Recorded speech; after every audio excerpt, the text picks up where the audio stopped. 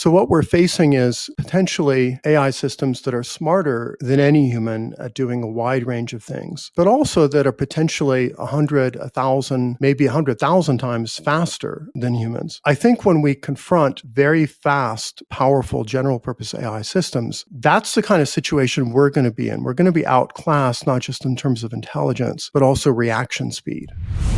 Why are you, as an evolutionary psychologist researcher, talking about AI?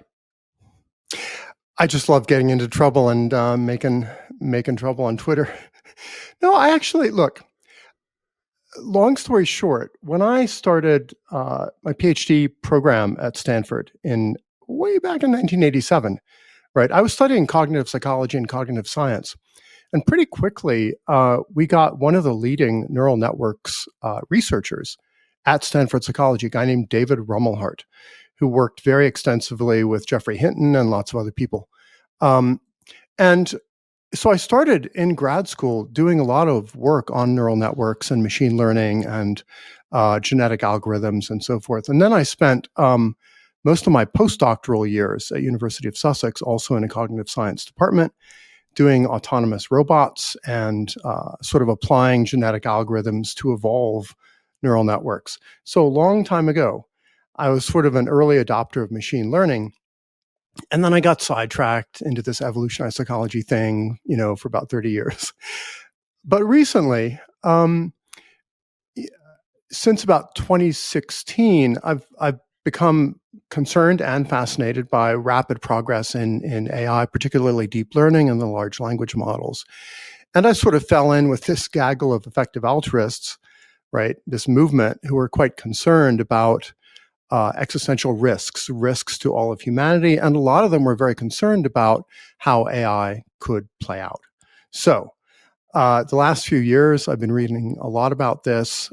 Since last summer, I've been publishing a bunch of essays on the Effective Altruism Forum and gotten pretty active on Twitter the last few months about AI X risk.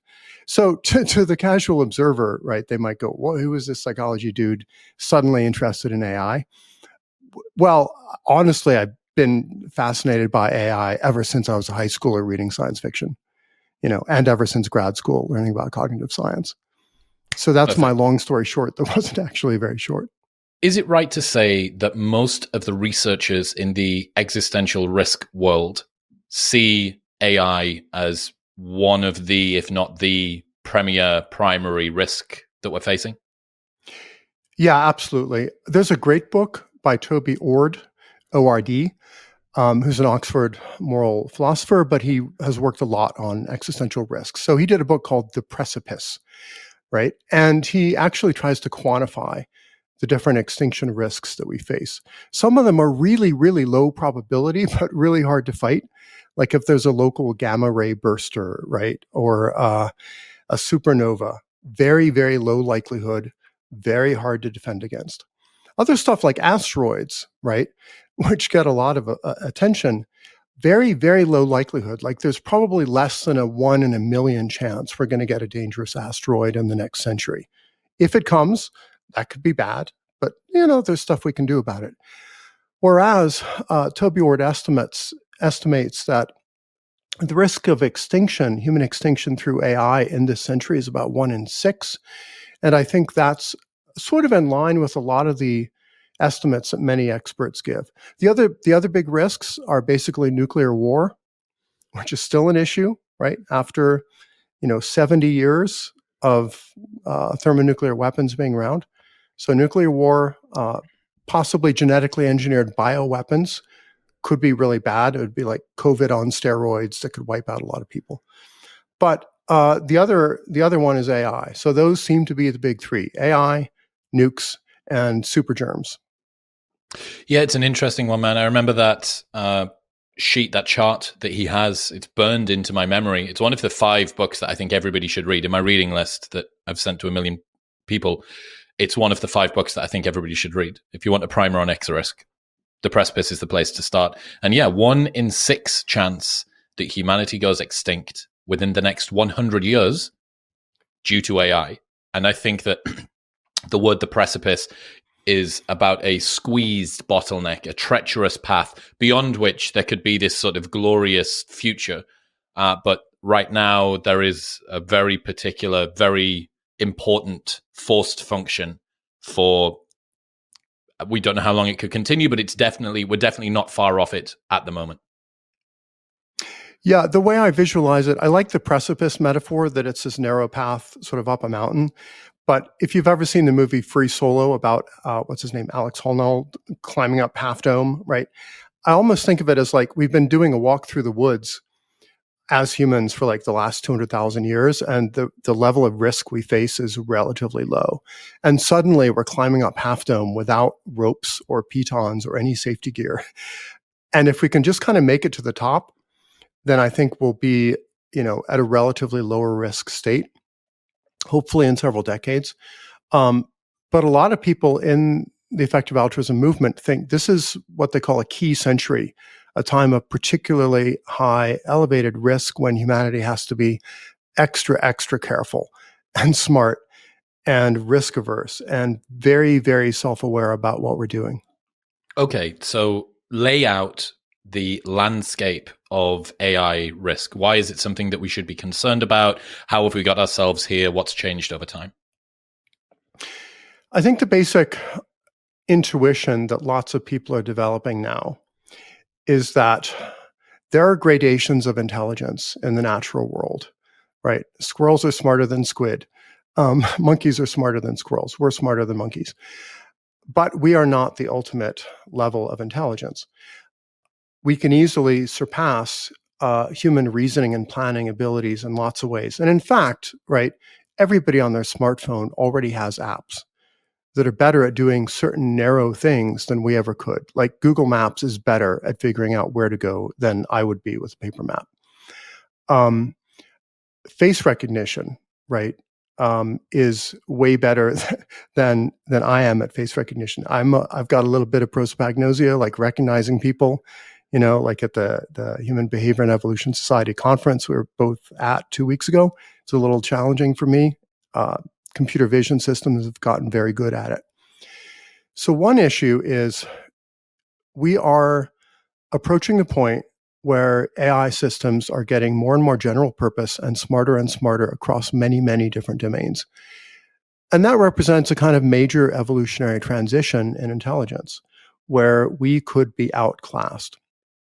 A second thing that I worry a lot more about than some people seem to is just the raw speed issue, right? If anybody's played around with ChatGPT, right, and you've asked it to write a little essay or an outline or any kind of language, oh my God, it is so fast, is way faster at writing material than humans could be. And it's not even particularly optimized to be fast in that way. So what we're facing is potentially AI systems that are smarter than any human at doing a wide range of things, but also that are potentially 100, 1,000, maybe 100,000 times faster than humans. And the way I like to think about that is, you might be familiar with the speedster superheroes like the Flash, right, or Quicksilver, where once they do their kind of super speed and they're running around, it's as if everybody else is just frozen in place. I think when we confront very fast, powerful general purpose AI systems, that's the kind of situation we're going to be in. We're going to be outclassed, not just in terms of intelligence, but also reaction speed, right? You could potentially have an AI trading bot, right, that's trading equities or crypto or whatever, just way, way faster than any human can follow. You could have military AI applications, right, that can kind of simulate scenarios in terms of tactical applications or firefights, where they can kind of run through like every possible way that they could engage with an enemy, and kind of spin out these simulations, and then just completely outclass an opponent in terms of tactics and strategy. So I think these two things, right, AI is being smarter potentially, and also extremely fast. It takes a while for the full implications of that to sink in, but I think they're kind of worrying. Well, let's think about a JCB digger, right? It's larger and stronger than a human, but it is a tool that is under our command. So why should we be concerned about an AI which is faster and smarter than us? It just makes us do things quicker and better than we would have known how to do it, surely. Yeah, if we're just outsourcing, you know, suggestions to the AI, like with Google Maps, we're saying, how do I get from A to B, right? And Google Maps is not actually taking control of our Tesla. It's not driving for us. We're not outsourcing our agency, right? That's relatively safe, right? The AI could still manipulate us in lots of ways. It could nudge our decisions in certain directions for its own ends or for the interests of somebody else, like the people who developed the AI. But once you give it agency, once you outsource decision-making powers, that's where I think the real danger starts to come in.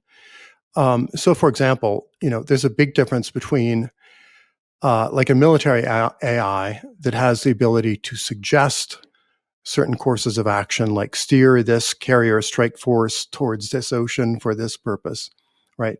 Versus an AI that actually has control and decision making power over, like, okay, it's time to launch a bunch of F-35s to go bomb this country. The trouble is, because of the huge speed advantage of AI, there will be very, very strong incentives to give it agency, right? To make it able to make decisions in a sort of perception, decision, action loop that's like way faster than a human could do. There will be commercial incentives to do that if you're in any kind of competitive environment, like finance or military applications, or even market research, so that you can do optimization of some anything you want to optimize better by sort of outsourcing some agency to the AI.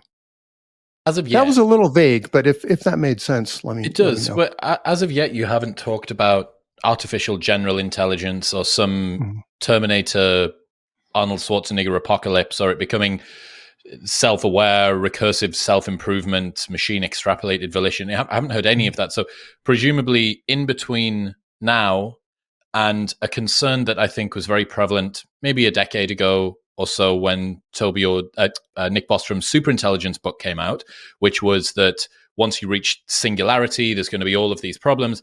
It seems like there's some pretty dangerous gradations between now and there. So what's happened in the world of AI risk concern over the last decade in terms of how that was a problem, it's changed, and then what are the gradations between now and where we could get to in future?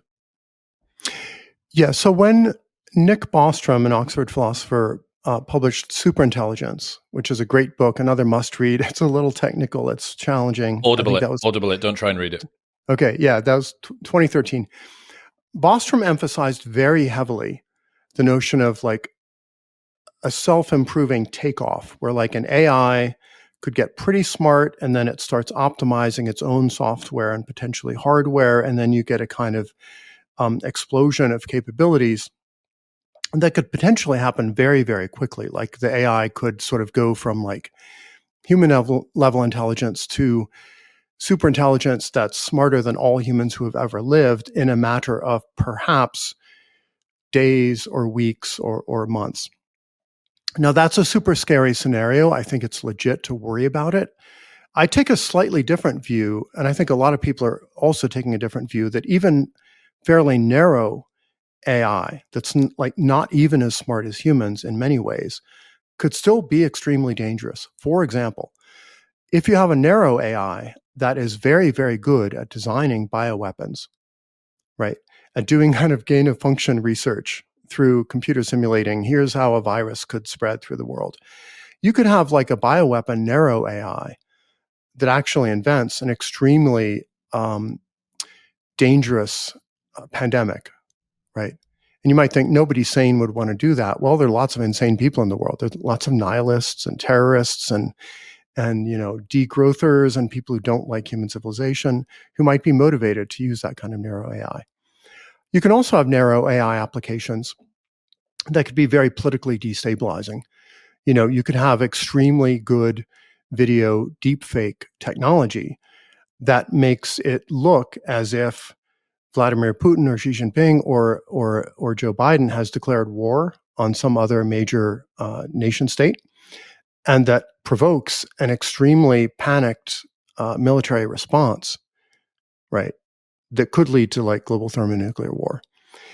And we're not really very ready for that kind of thing. And that stuff could happen, within a couple of years. Like people debate, when will we get artificial general intelligence? It could be 5 years, 10 years, 50 years, who knows? But these narrow AI applications are coming down the pike very, very quickly, and they could be pretty destabilizing. What has happened with the development of neural networks and large learning models that maybe caught a lot of AI X-risk safety alignment researchers unawares, and kind of how's that changed the viewpoint of concerns around AI? What we're basically seeing is very rapid advances in hardware, memory size and speed. So when I was doing neural network research back in the late 80s, right, we were playing around with networks that had like maybe a few dozen, maybe a few hundred units, and maybe a few hundred or a few thousand parameters, meaning the weights in the network that kind of connect the little simulated neurons together. So a few thousand parameters back then. Now it's like trillions of parameters in the large language models because the hardware is just better, right? We can make GPU chips that are much, much more powerful. And once you get to a certain size of network with enough hidden layers learning using the deep learning methods, you get kind of powerful emergent properties popping out that nobody was really quite prepared for. And that's where we've been blindsided by ChatGPT. What like? Just like people kind of thought, well, if you make these large language models kind of predict like the next language token, and you feed them a lot of information about the whole content of the internet, then maybe they might be able to answer some basic questions, right? Kind of like a Google search. But lo and behold, they're way more powerful than people expected, right? Like you can ask ChatGPT to do all kinds of things that really wasn't designed to do, that people didn't kind of grow it to do, like write an outline for a screenplay, figure out how to write a summary of AI existential risks. GPT's pretty good at that in a kind of self-recursive way. It can do math. It can do computer programming. It can do an awful lot of capabilities that people really, they thought like maybe that's 10 or 20 years away. And boom, here it is in 2023, available to everybody, available to the 100 million users of ChatGPT. So that's where the shock has come, that once you get to, a multi-trillion parameter large language model, man, it's looking pretty close to artificial general intelligence. It's not quite there yet, and it's still fallible, and there's still a lot it can't do. But, if you had a time machine and you took ChatGPT back in a laptop to 10 years ago in 2013, and you asked people, does this look like artificial general intelligence? They'd go, holy moly, yeah, that's pretty effing close. That's way more advanced than we expected it would be by 2023. So that's the concern. Like the fact that you can be so surprised by the pace of development means maybe the next step, whatever that is going to blindside us as much or even more. And this is the same group of people who said it's 1 in 6 as the chance that humanity goes extinct due to AI within the next century. So I don't think by anybody's standards that would be considered a conservative estimate. It sounds crazy, you're rolling a dice, and on one side is a button that destroys humanity. So, again, just that's quite a stark claim, I guess. Yeah, 1 in 6 is literally Russian roulette. So if you're playing Russian roulette and the head is not like a single individual's head, but your whole species, that's what you're doing. So what is the definition of AGI, and why doesn't ChatGPT yet breach it? AGI means artificial general intelligence. And the way that the research groups themselves, like DeepMind and OpenAI and Anthropic, the way they define it is basically an AI system that can do just about everything a human can do in terms of cognition and perception to about the standard that a professional would do it in a job, right?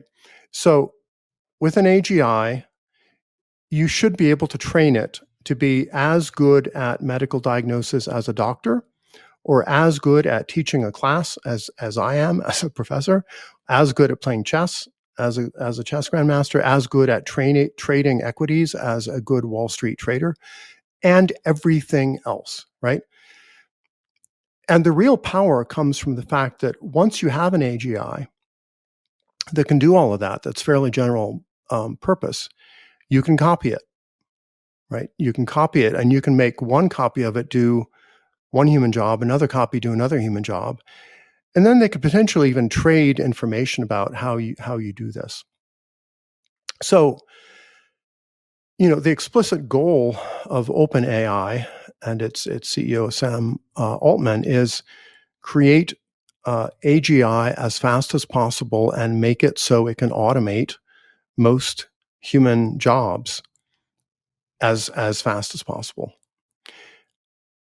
So that raises lots of issues about unemployment. But it also raises lots of issues about existential risk, because among the many jobs, right, that an AGI could learn to do would be like be a really good terrorist at making bombs, be a really good military strategist in terms of overcoming Russia or China or America, be a really good spy, be a really good propagandist who can shape the outcome of elections, etc. So the point of AGI is it should be able to do anything people can do about as well as people can do it. And that includes not just all the good stuff, right? Like being a good veterinarian who fixes dogs, or being a good nurse who takes care of people with psychiatric disorders. It also means all the bad stuff that bad people can do. What do you think of Sam Altman? I think he's a brilliant guy, and I think he has what to him is a compelling vision of the future. And I think he genuinely believes that developing AGI will lead to a kind of awesome human utopia. He talks as if he understands the extinction risks, but I think there's some deep, deep cognitive dissonance, right? Because on the one hand, if he really took the extinction risks seriously, I think he would shut down OpenAI. They would no longer do research. They would say, this is radioactive, this is toxic, this is crazy, this is Russian roulette, let's not do this. And he's not doing that. He's not shutting it down. He's sort of pushing more or less full steam ahead, and he's making some little noises about we need to be careful and we need to be, we need to get good regulation, blah, blah, blah. But I don't think it's really a heartfelt appreciation of the kind of Toby Ord point that, dude, you're talking about 1 in 6 at least risk of human extinction this century. To most people in the world, that sounds absolutely insane and reckless. And it's something we did not consent to. What do you say to the people that would push back and say, well, look, Sam Altman, at least he's fighting for the good guys. He's somebody that's from the West. The choice is between us getting there first, or Russia getting there first, or China getting there first. This is a winner takes not only all, but takes the world, and takes the world for the rest of time. And then you've got potentials of bad social lock-in, or whatever it's called, that William McCaskill came up with. He's on the side of the good guys. If the good guys don't win, the bad guys win. Therefore, we need to make sure the good guys win. I think it's worth asking, Okay, like I'm American. Lots of Americans think we are automatically the good guys by definition. Anything America does is good. Anything that a rival does is bad. And we must win at all costs. One thing I would say is, if it's an arms race into a concrete wall, it's not really a race you want to engage in, right? It's kind of like a game of chicken, but where nobody can swerve.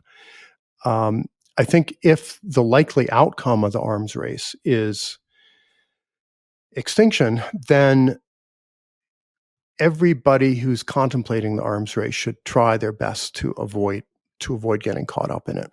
How are you going to coordinate this? How are you going to coordinate China and Russia to get on board with your very laudable altruistic desire to get Sam Altman to just go to the Canary Islands for the rest of his life without a laptop or an internet connection?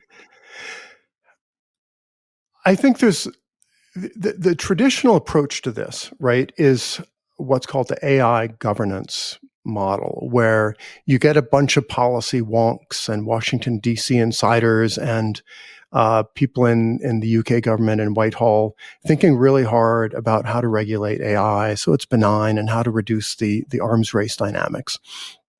And I think that's fine, and that's a good, worthy thing to do. Unfortunately, I think it's way too slow and it's way too easy for the AI industry to sort of capture what happens in their own interests. And honestly, the politicians who are involved in this simply don't understand AI well enough, I think, to have a very sensible way of approaching this issue. A second strategy, which is something I've been advocating recently, is a little more informal, a little more grassroots and kind of bottom up, which is I think there's certain industries where it's okay to just look at them and go, that's bad, that's evil, that's reckless. We should stigmatize that industry. We should stigmatize everybody who works in that industry, who supplies anything necessary to that industry, who finances that industry. And it's just a bad industry, and we want to try to slow it down. We have done that with many, many, industries in the past. Crypto has been handicapped very, very successfully by adverse PR and moral stigmatization campaigns by politicians and central bankers and so forth. The arms industry, right, has been heavily stigmatized. There's lots of ethical investment criteria for investors that say things like, hey, let's not invest in alcohol, tobacco, gambling, arms trading, human trafficking, et cetera, right? And I think at the moment, there's quite a bit of popular opposition to the AI industry and concern about these risks. And I think we should kind of normalize people being able to say, I didn't vote for this. I don't support this. I don't want these extinction risks imposed on me and my kids. And the people who are doing it should be stigmatized. I suppose one of the problems is that with weapons or crypto or gain of function research coming out of a BSL level 2 lab or something that's not sufficiently secure, people are able to observe, experience, and imagine the problems quite easily. At the moment, all that they've found is a really cool way to get them to write short essays or tell them jokes for their best man speech. So as of yet, the experience of AI, especially neural nets and large learning models, has not been what you are concerned about moving forward, which means where is the incentive for people to get on board with this? Yeah, I think there's an important role here for imagination and fiction and scenario building. So remember when people were very worried about global thermonuclear war, like when I was in college in the 80s, this is all we talked about and all we worried about is like, how long is it going to be till the US and the Soviet Union have a massive exchange of ICBMs and we all die? We could visualize that stuff very clearly because like Hollywood movies and TV series did a pretty good job of showing what that would look like. none of us had personal experience of Hiroshima or Nagasaki, right? We kind of read the accounts and it was horrible. But um, when you're trying to imagine potential harms from new technology, all you really have to go on is sort of what experts say the risks are, and then the way that screenwriters and directors visualize those risks in a way that the public can understand. I don't disagree. The problem you have is that you're not only trying. Like, no one has ever said, "Look at that atomic bomb. It gives me so much pleasure, and it's so cool." No one has ever said the same thing about an engineered pandemic. But when it comes to ChatGPT and its iterations downstream, people are finding benefits in it in the now, and they're trying to be told you need to let go of this thing which you see as a positive in order for something which you can't foresee as a negative. Yeah, and this is where I think it's important for people to kind of tap into their kind of, I think, increasing sophistication, that there can be very, very seductive technologies that can have very toxic kind of social side effects. Even the discussion about social media itself, I think, has moved from, oh wow, this is cool, we can connect with our grandparents and we can find people to date, to, oh my God, is this creating like mass mental illness in Gen Z in a way that we really need to rethink how TikTok and Instagram and so forth operate. So I think people have the ability to understand some new technology can be very seductive. It can look great. It's new and shiny, but there might be kind of a viper hiding inside it that could be pretty poisonous. The other thing I would add is, when I was teaching online courses for Chinese University of Hong Kong, Shenzhen, a couple of years ago, and we talked quite a bit about AI extinction risks. And this is a bunch of Chinese undergrads in Shenzhen, very smart. They understand existential risk. They're tuned in to nuclear war. They understood bioweapons because the COVID pandemic was raging. And they think quite a bit about AI, right? Because China had said, we want to be the leading AI superpower by 2030. That was their plan a few years ago. And these Chinese students were like perfectly willing to understand the risks and to stigmatize AI, right? They had a kind of moral imperative and concern for the future of humanity that was just as strong as what my American undergrads have. So I think we have this stereotype in the West that other countries like China are sort of full of unthinking automatons who've been programmed by their government and their authoritarian regime so that they will just do whatever, Xi Jinping says. But I think actually there's quite a bit more room for a kind of global grassroots opposition to AI, not just in America and Britain, but also in other countries that are kind of key, potential arms race players. Well, isn't China a country in which they've refused to make public a lot of the neural nets and the developments in AI, unlike in America, where citizens can just go in and play around with it? China said, well, we can't be sure that this thing isn't going to start telling everyone about Tiananmen Square. So because we don't have control over it, we're not going to let it loose with the public, which is, it has to be curtailing the development because it's not able to do any of the learning that it would have done had it have been iterated over 1.25 billion users, all of whom are asking it how to make a cake this evening. Yeah, I think it's very interesting because insofar as the Chinese government really wants AI mostly for purposes of social control and social stability and censorship and reducing crime and reducing terrorism, right?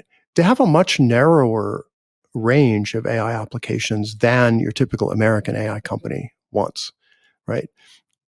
Chinese government, I think, is not really interested in the kind of techno-utopian vision of like the singularity and transhumanism and let's all like upload our minds into the matrix, the way that you see in a lot of the Bay Area AI enthusiasts, right? They're not really into that. They just want like China to be stable and prosperous. So here again, what's happening, I think, is the American AI companies are at the cutting edge, right? They're far and away more advanced, as far as we know, than anything happening in China, much less Russia or Brazil or the UK. And they're just kind of trying to play catch up. Right? What's happening is like we're far out in front in terms of the arms race. If I was a Chinese policy expert, I would be freaking out. I'd be wanting to play catch up. I'd be very concerned about AI having a kind of America having a kind of AI hegemony, and it would look like a threat to me that I have to respond to. So we are setting the pace in terms of the arms race. If we slow down, right, China might go, "Whew, thank God! Like we don't have the talent or the resources to play this arms race. We can okay. If America's relaxing, we can relax too. We can focus on other issues like, how do you get Chinese people to have kids, stuff like that, right? Use AI. Yeah, AI matchmaking, right? Yeah. That might be a key application for them. So I think here again, Americans have to look in the mirror and go, to what extent are we really setting the pace with the arms race? Are we forcing other countries to try to catch up? That's a really good point. Maybe if we slow down, we can all, take a step back, take a breath, pause, think, what exactly are we doing? Should we be playing this Russian roulette? Yeah, that's a very good point that I hadn't considered.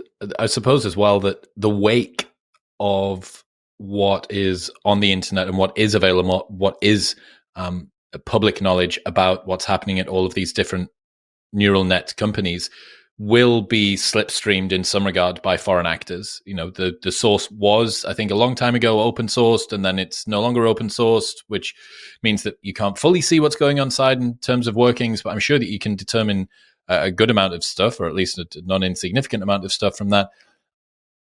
One of the words that we haven't used yet that would have been used an awful lot 10 years ago was alignment problem.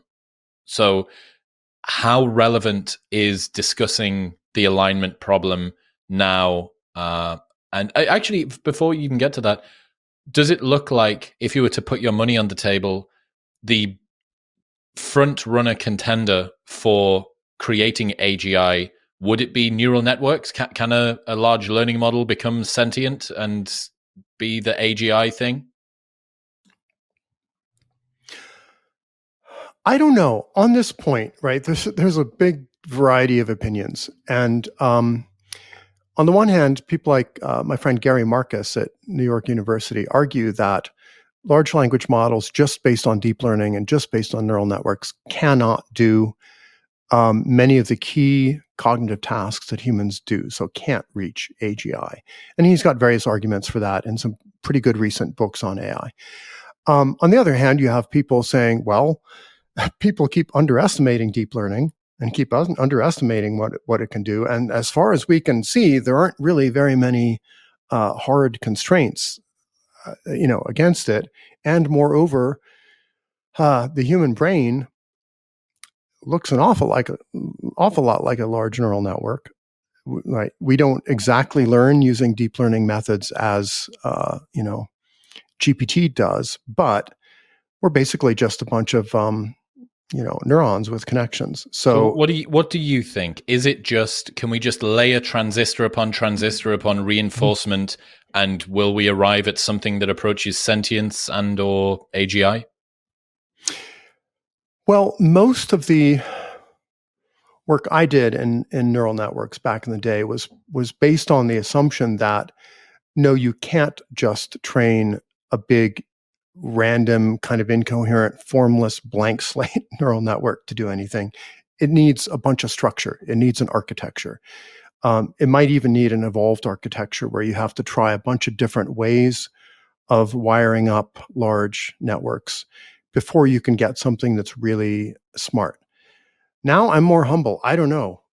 I was excited about that because I studied a lot of evolutionary biology and animal behavior, and it looked like simple nervous systems often had quite a bit of architecture to them.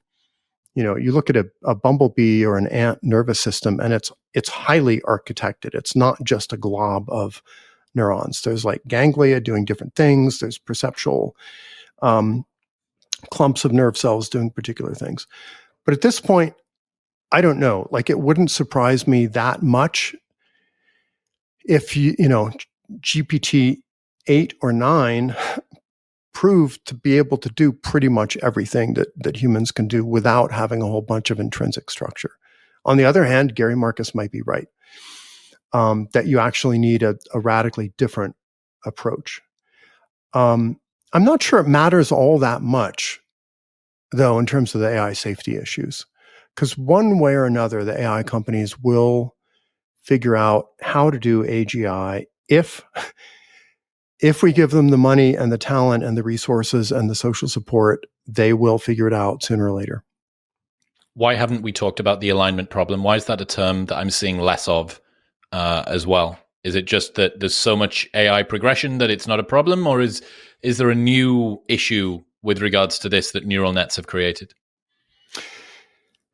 People are still talking about AI alignment. It's just there's so much more buzz right now about the amazing new capabilities, not just of the large language models, but also of like Midjourney and DALL-E and the other generative AI systems for creating images and videos, and the ones that can create music and amazing audio.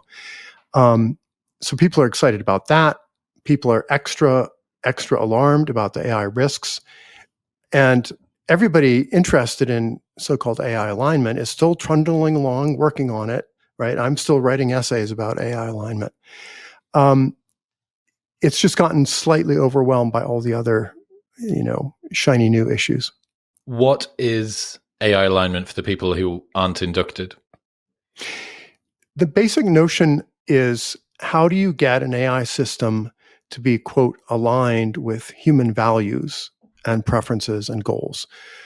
And it's kind of like the so-called principal agent problem in companies. Like, if you have a bunch of investors, right, and they are supporting a company, and you create like a board of directors, and the board of directors gives power to a CEO, how do you make sure the interests and decision-making of the CEO are aligned with those of the board of directors and in turn with the shareholders, right? That's a kind of corporate alignment problem. A political alignment problem would be, how do you elect a president that actually serves the interests of the voters instead of their own interests?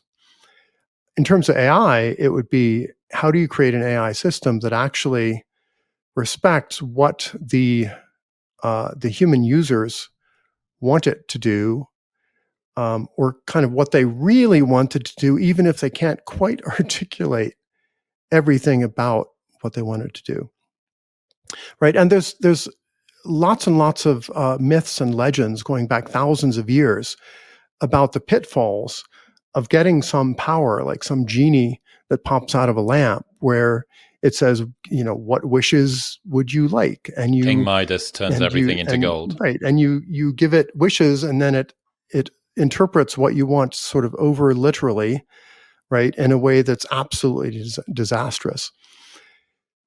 So AI alignment, in principle, is about making sure the AI is kind of doing what you want, and even in ways that you can't necessarily articulate, that fit with a whole background of like human common sense and moral norms that we might not even be able to articulate to the AI system, but that we would still want it to act as if it understands. Yes. However, different individual humans have got different values, and conflict of interests happen a lot. So which human values should AIs be aligned with? Yeah, so this is exactly the issue that I've been writing about in my Effective Altruism Forum essays for the last year or so. I've pointed out, like, you can say we want the AI to just respect the views of its end user, the consumer who actually buys it. But what if the end user is a terrorist? What if the end user is a political propagandist? What if the end user is in a hostile nation state? What if they're a bad actor, right? Do you really want the AI to do what they want it to do? And second, if you try to aggregate like the collective will of humanity, right, where you go, well, the AGI should sort of do what people in general would want it to do if it could summarize all of our preferences. Well, then you get into interesting issues like, well, men and women have like different interests. So should the AI go with the 50% of people who are male or the 50% who are female or whatever? People have different political views, right? And in one essay, I pointed out 80% of humans are still involved in organized religion, right? And yet the AI industry is dominated by secular atheists who largely have contempt for religion. So if you have an AI that's trying to be aligned with people in general, and people in general have religious values that are being completely ignored and dismissed and mocked by the AI industry itself, right? Then how do you actually get alignment with people? They don't really mean alignment with what people believe. They kind of sort of mean like we want the AI to be aligned with what a good liberal, secular, humanist, democratic, Bay Area tech bro values. Right? That's really the bottom line. That's what AI alignment actually boils down to in practice. Yes, that does it split the difference? I remember, to not spoil the end of superintelligence, but the good guy that comes in at the end is machine extrapolated volition, which is in a world in which we can't be sure that we're going to give a program an instruction and that program is going to take the instruction and turn us all into paper clips or kill us so it can make a cup of coffee. Telling the machine, do what you think we would have asked you to do had we have had sufficient wisdom to ask you to do it. That is roughly machine extrapolated volition. But even that, modeling human preferences needs to be done based on a group of humans. And which preferences do you mean? And when preferences come into conflict, which ones win? And if it's 50-50 between men and women and you split the difference between the two, like, is that optimal? Is that actually optimal? Or is it more optimal to swing it toward one way or another? One group might be incredibly vehement about something, but it might be immoral. Okay, so given the fact that we've been trying to work out ethics and virtue and morality ourselves philosophically for thousands of years and have made some progress but not got anything that's too definitive, please try and put that into code for me. And which morals do you mean? Do you mean the morals of modern, secular, 21st century, Western, industrialized, educated people? But why don't we use the ones from the Roman era? Or why don't we say, well, let's wait for another 3,000 years and see which ones come up then? Yeah, and I think there's two additional sort of alignment problems I've been worried about. One is what I've called embodied values. So when we think of values and preferences, we typically think of things we can articulate verbally. Like if someone says, well, what do you want for dinner? Like we have a verbal answer we can give. But I made the point that like our brain is only 2% of our body mass, right? Our body is full of all these other tissues and organs that have evolved their own kind of values and agendas in a way, right? And I call these embodied values. Like what your immune system really wants to do is fight off pathogens that might infect you. So ideally, you'd want an AI to be aligned not just with the values that our brain can articulate through our words, but that is also kind of like biomedically aligned with the interests of our bodies, right? So that we are kept healthy and well and live a long time. Now, if you ask people, how do those embodied values actually work? Like we have no idea, right? We can't even articulate those. So methods for training AI system based on human verbal feedback cannot, even in principle, align with all these embodied values of our bodies. A second issue is, from an evolutionary viewpoint, the development of AGI would be a major evolutionary transition. It's a big thing that's comparable to the evolution of like DNA or the evolution of multicellular life or the evolution of nervous systems. Like it's a big deal that doesn't just affect humans. it also affects like the other 70,000 species of vertebrates and the other 10 million species of invertebrates and all the life on the planet.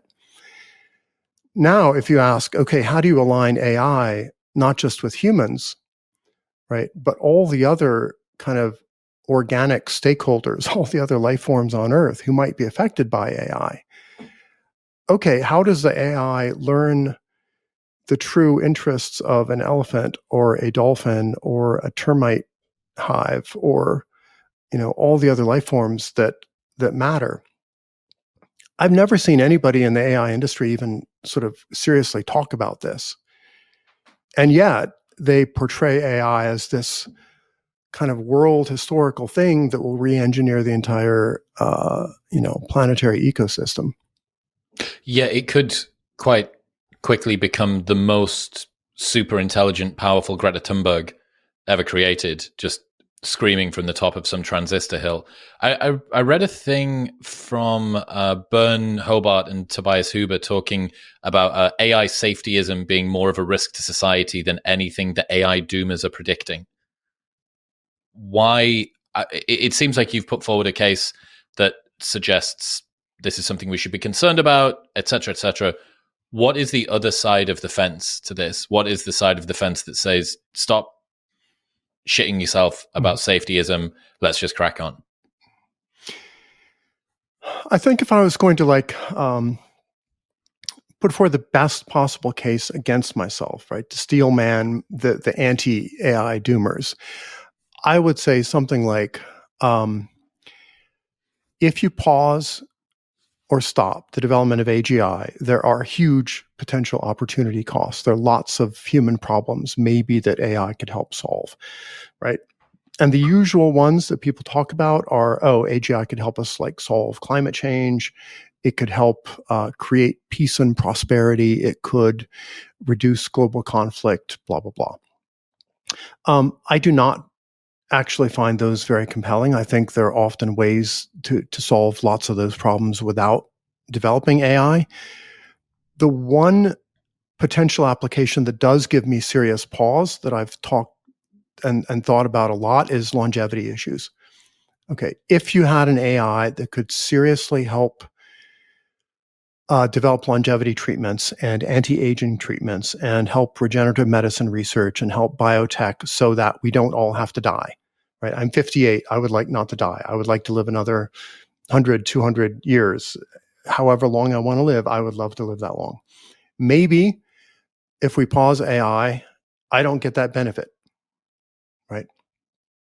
Now, personally, I'm willing to die for my kids. I'm willing to forego longevity treatments if we reduce existential risk. Some people might have a different view. Some people might be like, well, screw you, Miller. I don't want to have to die just because you're scared of AI. I understand that. I respect that viewpoint. Let's have that debate. Let's talk about it. My personal hunch is that if we invested as much directly into longevity research as we're investing in AI, we could actually probably fix aging within 20 or 30 years. But what's happening instead is people are like, we know it's really hard to get people to directly support longevity treatment. People are in a kind of pro-death trance. They think it's weird and creepy to head towards immortality. So we know we can't sell that as a research program, right? So instead, we're going to sell them on AI, and then AI will magically deliver the anti-aging cures, right? I've often seen this argument, right? People won't directly support longevity research, but AI can solve longevity, so that's why we need AI. Does that make sense? Yeah, it does. It's I don't know, man. I'm really trying to stay open-minded to this, but coming from a Bostromite background, I've always, for nearly a decade now, been so wary and touchy-feely about anything that even looks remotely smart that comes out of, Siri. Siri was something that I remember there was oh my God, is Siri going to be conscious? What sort of problems are going to be caused, et cetera, et cetera. But there feels a part of me that's like, well, look, if you're going to work incredibly hard to fix longevity problems so that you keep people alive. You keep some people alive that are alive right now, and the outcome of that is that everybody is dead within 2 centuries. That seems like a bad deal. It seems like a relatively pointless deal. So we're talking about terrible outcomes that could occur, the tip of the spear or the top of the mountain, so to speak. Looking at some of the stuff that's going to occur in the interim between now and then, because this is how many transistors is it going to take? Will the large learning models get us there? Is it GPT-8? Is it GPT never? But some of the things that we probably can be certain about are what the tools and the technologies are enabling at the moment. Stuff like deception, deep fakes, information sanitization and misinformation, elections, politics, persuasion, friend bots, loneliness. What are you most concerned about that is very high likelihood? Maybe it's already here. What are the things that people should be looking out for with the rise of AI over the coming years? I think the 2024 election cycle in America is going to be absolutely wild and shocking, and is going to involve a lot of narrow AI applications in political propaganda and ads and deepfakes and speech writing and sort of the mass customization of political propaganda. Because one thing AIs can do is track, individual preferences and values and priorities through social media interaction and get a pretty good model of what every potential voter really cares about, and then potentially customize political messaging directly to each voter in a way that pushes their own hot buttons very effectively. Right. So if you're a Democrat and you care a lot about racism, but you don't really care about abortion, then you'll start to see customized ads that are very anti-racist, but they don't talk about abortion.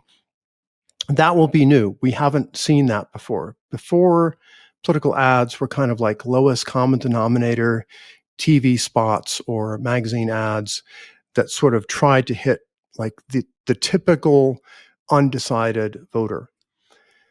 But now I think in 2024, my humble prediction is we're going to see a lot more narrow AI used for purposes of political manipulation. And I think people will be shocked at how effective and persuasive it is. And I have no idea what the outcome of the election will be, but I think the outcome for a lot of voters will be to go, oh my God, we don't have a sort of political immune system that can fight this very well. Does that mean that AI at the moment has got theory of mind? So theory of mind is like your ability to understand the beliefs and preferences of others. I think large language models do have, pragmatically speaking, theory of mind in that they have absorbed all the lessons that are available from the internet about how to understand people's beliefs and desires. So I think if you ask a GPT, can you please write really good ad copy to advertise a particular good or service? It's pretty good at that. I know people in advertising who are like, oh my God, GPT is better at ads than we are. And so we have to use it because our rivals are using it. And I think that also applies to political ads and speech writing. Yeah, so functionally, it is able to achieve the same thing as somebody that has theory of mind. And this comes back to, a conversation that everyone is having, which is, when do you know if something is conscious or not? The Turing test turned out to kind of be a bit of a insufficient barometer for working out whether or not something is sufficiently intelligent, because there's no way that you can speak to a well-trained ChatGPT model and not think that there is something inside of there. But you don't know if there is any there, right? Is this just a pea zombie? Is it just making all of the movements and the sounds and the shakes? And you roll this forward into a sufficiently fleshy, sufficiently pink, sufficiently right proportioned robot that can move around your house. And you go, that's a human. That's a human. I know it's a human. It looks like a human. It walks and talks like a human. So at the moment, yeah, the function and the outcome that these things are able to achieve is so close to somebody that is able to do that. So 2024, election? Lots of persuasion, lots of speech writing. What about social media and the news landscape and the information landscape and people both producing and consuming content? We're still in this world of content creators at the moment. How do you think that that's going to be influenced? I think what we've got at the moment is, well, Noam Chomsky wrote this book 30 years ago about, manufacturing consent, about the way that in so-called democratic societies, the way that power actually works is through subtle, semi-voluntary propaganda, right? People are willing to go to school to absorb the indoctrination that we get in public schools, and we expose ourselves voluntarily to certain kinds of newspapers and magazines and TV news shows, and then they sort of guide us into what we should think and value. And the engineering of all of that has been done before by humans, by people who who are Hollywood screenwriters and political speechwriters and ad people, marketing people, public relations people, right? There are millions of humans involved in that venture of trying to manipulate public opinion in various directions. But now they're going to have these AI systems that hugely increase their reach, their ability to customize messages to particular individuals, their ability to kind of capitalize on big data gathered through social media that can do extremely fast iterative testing of messaging, right? Not just split tests or just focus groups like in traditional marketing, but that do the kind of things that Facebook does in terms of testing all the time which of millions of ads are most effective. So we're going to have kind of this AI powered like hegemony warfare, like worldview warfare, where people are advocating their political, ideological, religious belief systems, and they're fighting against enemies, right? And there's going to be a massive kind of ongoing culture war, which in a way is the only war that matters anymore. But it's going to be heavily, heavily shaped increasingly by AI tools. What about friend bots and people who just abscond the real world for some virtual best mate or a girlfriend or whatever in their apartment? Do you think that this is something that's likely? Yeah, absolutely. This is something I wrote about in my most recent essay on a likely anti-AI backlash. One thing that will provoke, I think, a backlash is people using AI as fake boyfriends, girlfriends, and friends, and getting a kind of pseudo intimacy and sort of validation from AI systems.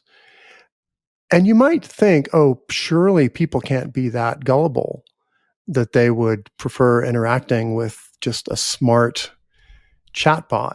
But if you think, like, we're talking about a chatbot that could potentially remember every single personal detail about you, that remembers all previous conversations with you, that can try out different ways of interacting with you to see what you like and what you don't like, that is much more attentive than any real life boyfriend or girlfriend, that has infinite patience for listening to all your shit and all your dumb stories and all your neurotic woes, right? In a way that no living lover would ever put up with. And it would be like the perfect, combination psychotherapist and friend and girlfriend and mentor and confidant and all of that. And we're pretty close to being able to do that. So I do worry that real life social interaction will look like a pretty poor substitute for those kinds of AI pals. Why would that cause a backlash? I think it'll be a backlash because people who don't get caught up in having an AI boyfriend or girlfriend will look at the people who are caught up in it, like Gen Z staying alone in their apartments and never going out on dates and not getting married and not reproducing. And they might go, oh my God, this is the most socially toxic technology ever invented. Like the birth rate is dropping. Nobody's dating. Nobody's having real relationships. This is not sustainable. And therefore, we are going to do a moral backlash or religious backlash or political backlash that says this is not the way we want civilization to go. I saw a headline which you'll have seen. 50% of AI researchers believe that there is a 10% or greater risk that humans go extinct due to our inability to control AI. And the Center for AI Safety had a ton of researchers agree with the statement. Mitigating the risks of extinction from AI should be a global priority alongside other societal scale risks such as pandemics and nuclear war. The open letter has been signed by more than 350 executives, researchers, and engineers working in AI, plus Elon Musk as well was a part of this movement. How effective are AI experts at predicting this AI development and the risks moving forward? And if 50% of the people say that there is a 10% chance that the technology that they're working on is going to end us, what happens next? Are there going to be picket lines of disgruntled, terrified AI researchers outside of OpenAI's lab? What's happening? Yeah, I mean, there is a movement actually to do literal protests and demonstrations and picket lines. I'm involved in a Slack group that some members of that are actually organizing like pickets in front of OpenAI or in front of DeepMind in London. Now, of course, the point of these letters, and I think I've signed all the letters that are going around myself, we know the letters themselves will not stop the AI industry from doing what it's doing. However, the whole point of the letters is to draw public attention to the issue, right? To get press coverage, to get the general public thinking about these things, hopefully tuning into like podcasts like this and reading the books they need to read and becoming politically motivated to take this seriously as an issue. And I think in that regard, the letters have been surprisingly effective. Like the amount of press coverage given to AI risk in the last couple of months is hugely greater than anything in like the previous 10 years.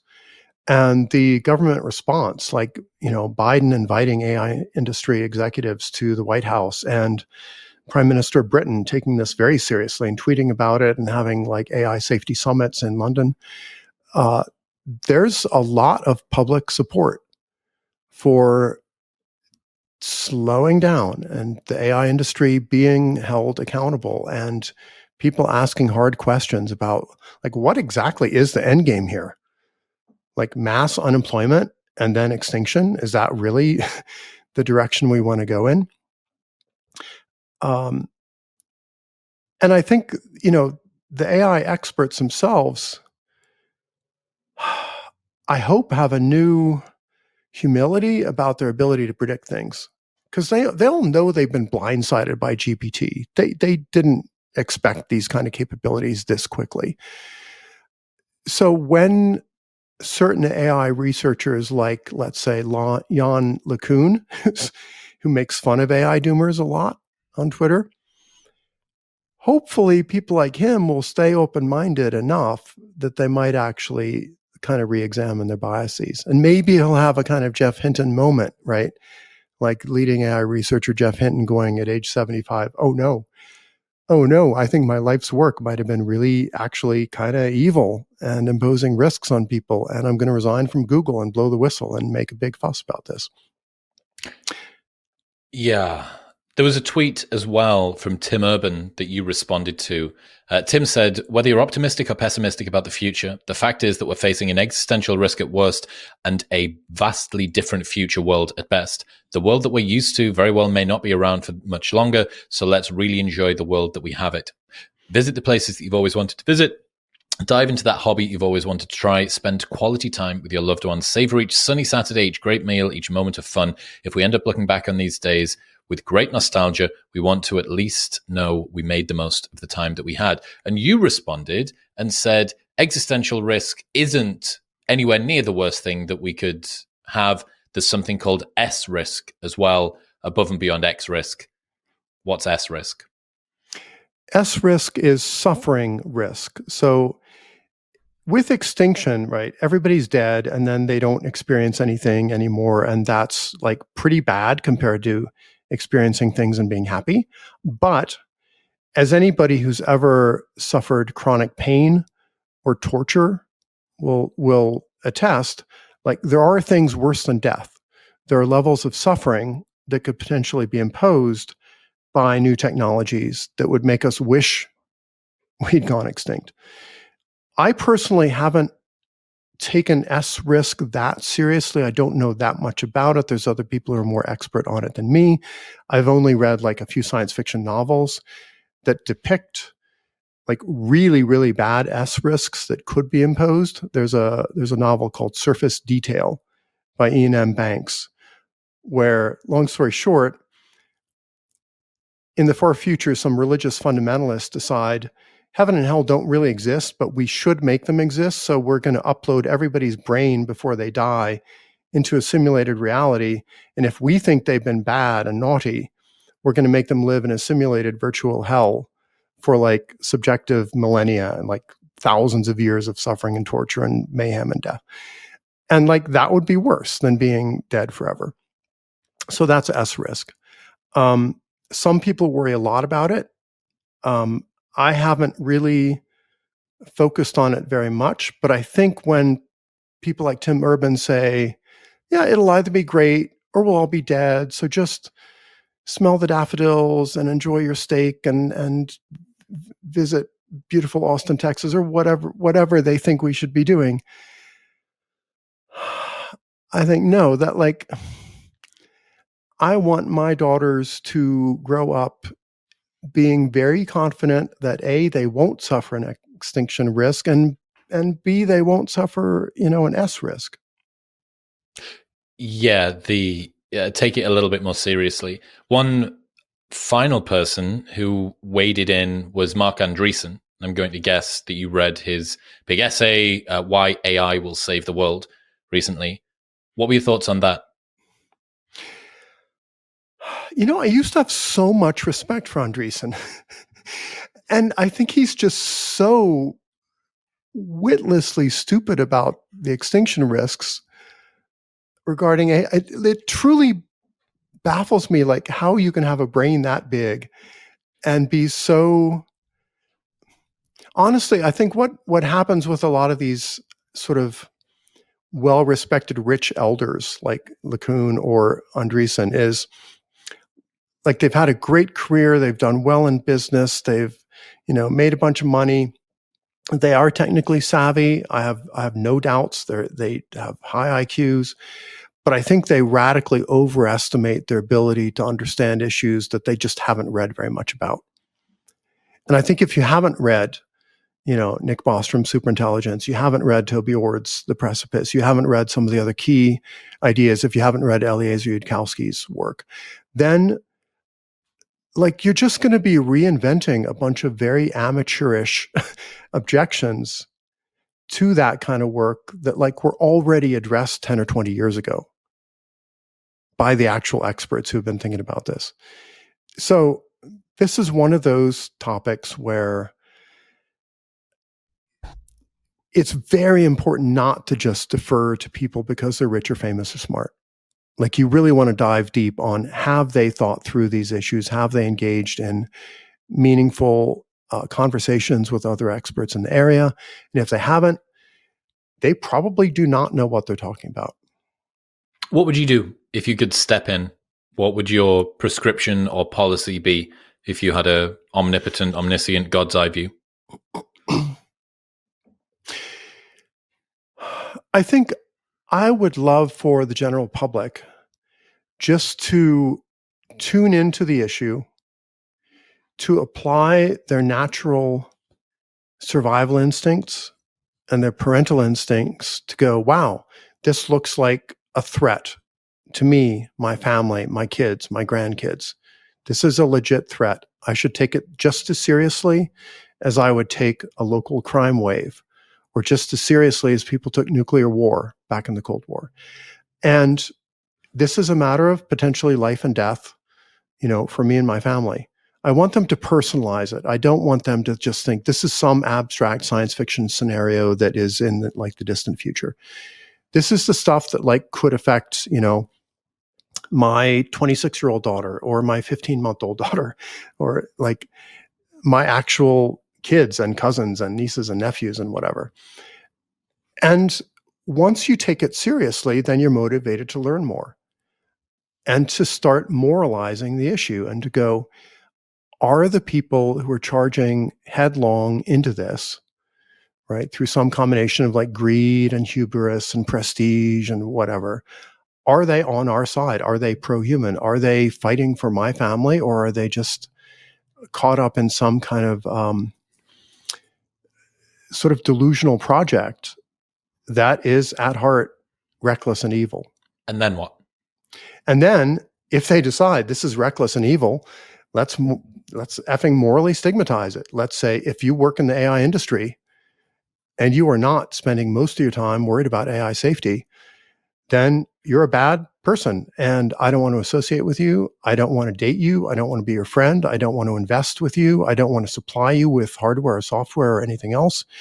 I don't want you to be able to operate in our city, state, or country. And I want to, shut it down. Now, I'm not advocating for like a violent so-called like Butlerian jihad where people rise up and they're like, smash all the machines and kill all the AI. Like, no, I don't want that. Mostly because it would be counterproductive in terms of PR. Like violence doesn't work in the social media era. It just delegitimizes your cause. But I think short of violence, it's important to be aware that like we can use all the techniques of persuasion and activism in this domain that people used in every other social movement that we're familiar with: civil rights movement, the gay rights movement, the libertarian movement, crypto, like anything that's been at all successful in terms of the public rising up and saying, we want a change of values. We can use all that in fighting reckless AI development. I suppose the challenge again that you have is everyone is being distracted into a beautiful field with daisies growing in it and free cake recipes and essays written for them for school and university. So yeah, I worry that the novelty and the immediate convenience that's been afforded by these new advances is causing it to seem both so benign and enjoyable and distracting and entertaining that galvanizing people to see this is going, and presumably this is one of the primary challenges that you're facing. I think what I would say to people is like, you can kind of have your cake and eat it too, in terms of like there's a whole range of incredible software and narrow AI that's absolutely wonderful. Like if you look at the progress in computer graphics and Hollywood movies, it's amazing. Like I love Avengers movies, and a lot of that would be considered very advanced generative AI, right, by the standards of the 1970s. Right, the fact that many modern movies are largely kind of AI graphic generated, that's pretty cool. The fact that Google Maps can actually get you from A to B pretty reliably and taking into account like traffic, that is narrow AI. That's a huge benefit to many people. And there are probably hundreds of cases where you can have quite safe, narrow AI applications that deliver huge quality of life benefits to people, but you don't have to go down the road towards AGI, right? Or towards other kinds of highly risky narrow AI. And even in longevity research, like you could have narrow AI that does biomedical research and synthesizes scientific literatures about which molecules might be helpful, and that maybe even can help you run larger scale longevity studies, right? And maybe we can get longevity through that without having to go down the road of extremely dangerous AGI. Geoffrey Miller, ladies and gentlemen. If people want to keep up to date with the work that you're doing, whether it be evolutionary psychology or AI risk, where should they go? They can go to my website, primalpoly.com, and they can also see my essays on the Effective Altruism Forum, which is EA Forum, where I publish quite a bit these days. Geoffrey, I appreciate you. I'm looking forward to seeing what we get to talk about next time as well. My pleasure, Chris. Thank you very much for tuning in. If you enjoyed that episode, then press here for a selection of the best clips from the podcast over the last few weeks. And don't forget to subscribe.